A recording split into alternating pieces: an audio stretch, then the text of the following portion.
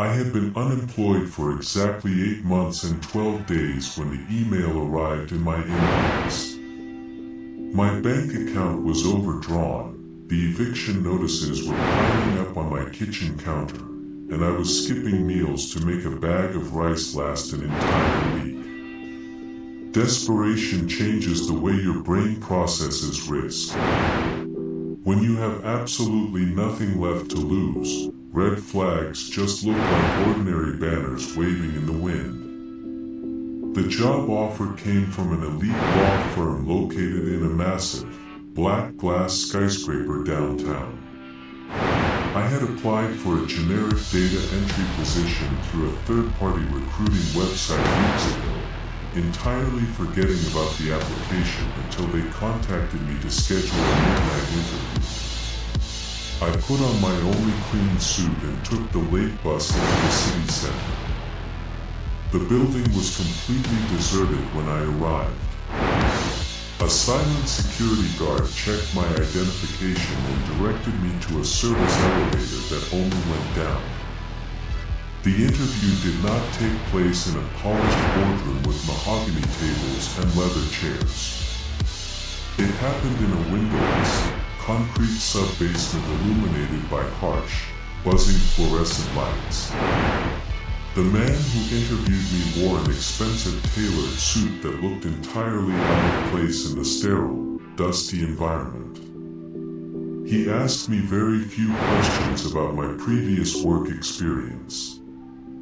He mainly wanted to know about my personal life.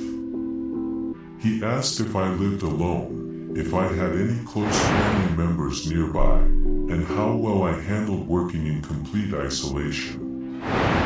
I answered honestly, explaining that I was entirely independent and desperately needed a steady income. He offered me the job immediately. The salary he quoted was staggering. It was more money than I had made in the last 3 years combined. My title would be Archival Disposal Technician, and my shift would run from midnight until 8 in the morning. My only responsibility was to operate an industrial, room-sized paper shredder to destroy old case files and classified corporate documents.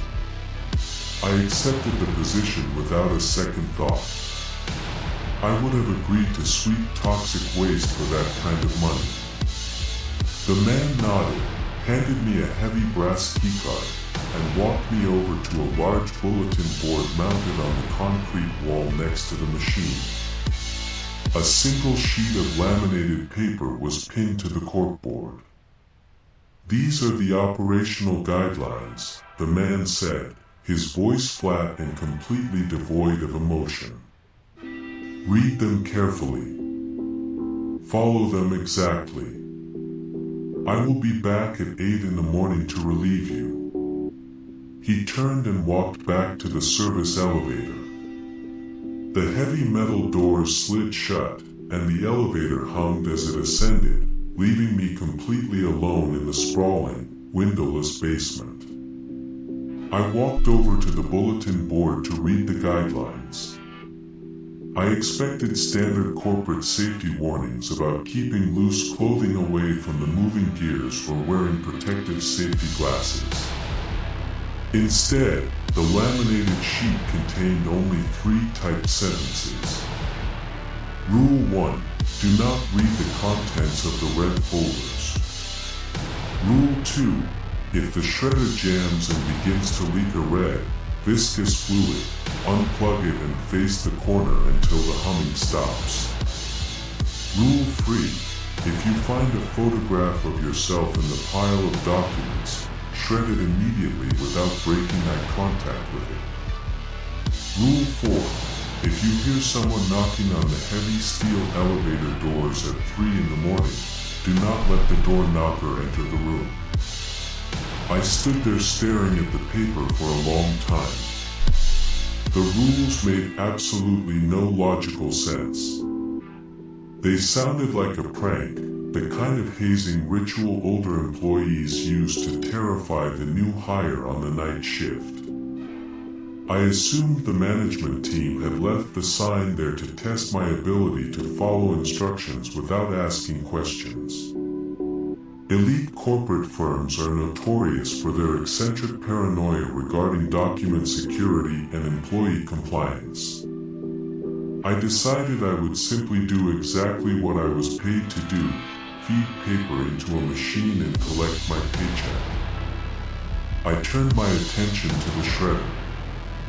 It was a massive piece of industrial equipment, occupying the entire center of the room.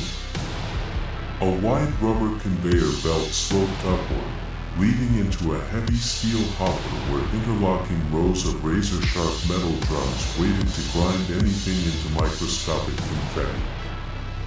Beside the machine stood dozens of heavy cardboard boxes stacked nearly to the ceiling, all filled to the brim with paperwork. I pressed the heavy green power button on the control panel. The machine roared to life. The sound was deafening, a deep, mechanical grinding that vibrated through the concrete floor and rattled my teeth. I grabbed the first box, hauled it over to the conveyor belt, and started grabbing handfuls of manila folders. I tossed them onto the moving rubber belt and watched them travel upward before falling into the metal hopper. The steel teeth caught the paper, pulling the folders down with a violent, tearing crunch. The machine devoured the documents effortlessly, spitting a steady stream of fine white dust into an enormous clear plastic collection bag attached to the exhaust vent. The work was mindless and deeply monotonous. For the first few hours, my mind wandered as my hands automatically grabbed, tossed, and reached for more paper. The isolation of the room was heavy, pressing against my eardrums beneath the roar of the machine. The fluorescent lights buzzed with a steady rhythm. The air smelled strongly of dry paper dust, hot metal, and the faint, bitter scent of machine oil. I was emptying the 14th box of the night when I saw the first anomaly. Mixed in among the standard, beige manila folders was a single, brightly colored red folder. The thick cardstock was completely unmarked, lacking any labels, barcodes, or identifying features. I remembered the first rule on the laminated sheet.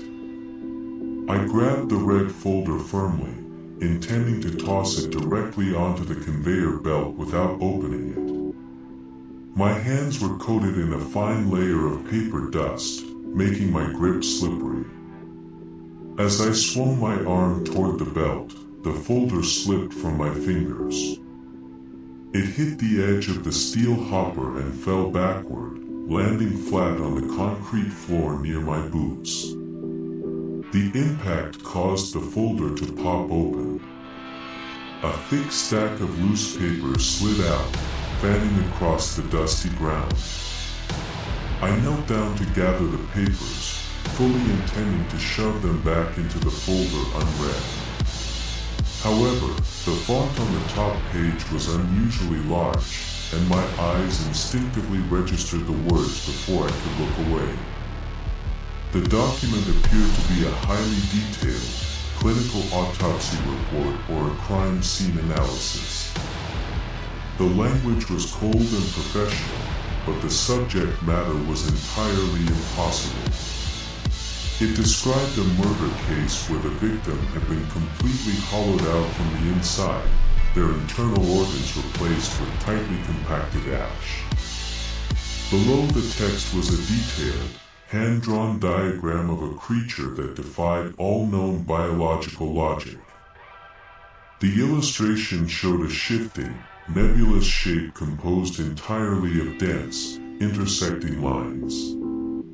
The caption beneath the drawing described a shadowy entity that existed exclusively within two-dimensional spaces, hunting by attaching itself to the cast shadows of human beings.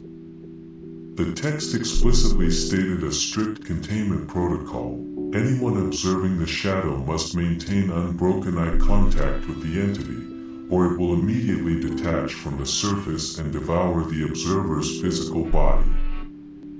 I gathered the papers quickly, shoving them back into the red folder.